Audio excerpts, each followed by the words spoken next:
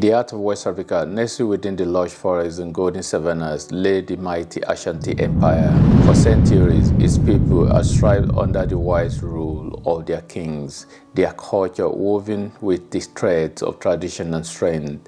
But as the winds of change swept across the continent, so too did the looming shadow of colonial ambition. It was the 19th century, an era marked by the voracious appetite of European powers seeking to carve up Africa for their own gain. Among them, the British Empire cast its eyes on the rich land of Ashanti. With its abundance of gold and strategic position, the Ashanti Empire became a coveted prize in the eyes of the British colonialists. But the Ashanti were not one to yield easily.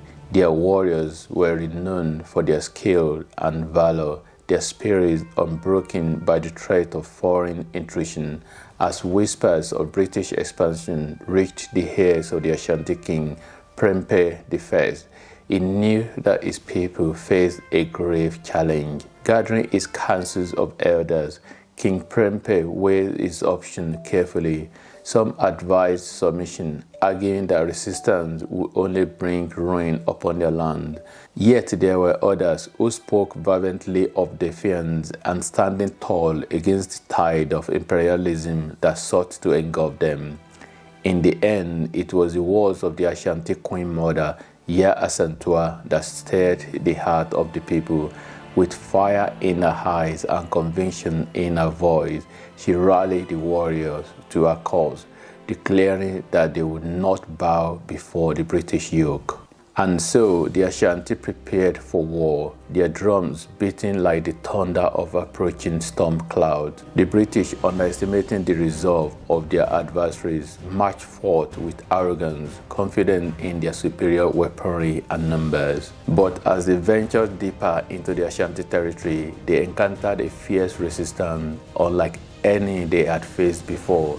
The Ashanti warriors, fueled by the spirit of their ancestors, fought with a ferocity that took the British aback. In the dense forest and winding rivers, they ambushed their foes with guerrilla tactics honed through generations of warfare. Despite their initial successes, the British soon found themselves bogged down in a protracted conflict that tested their resolve. The Ashanti, masters of their own land, exploited every advantage, turning the tide of battle in their favor time and time again.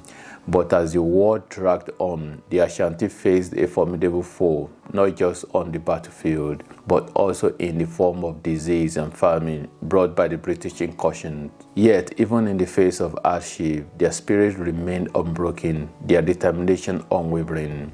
In the end, it was not the might of the British Empire that brought the Ashanti to their knees, but the relentless onslaught of colonial oppression. With their resources depleted and their people suffering, King Prempeh was forced to surrender to the British in 1896, marking the end of Ashanti independence. Yet, though they might have been defeated, the spirit of the Ashanti endured. For generations to come, their story will serve as a testament to the resilience of a people who refused to be subjugated, who fought tooth and nail to defend their way of life against the forces of imperialism.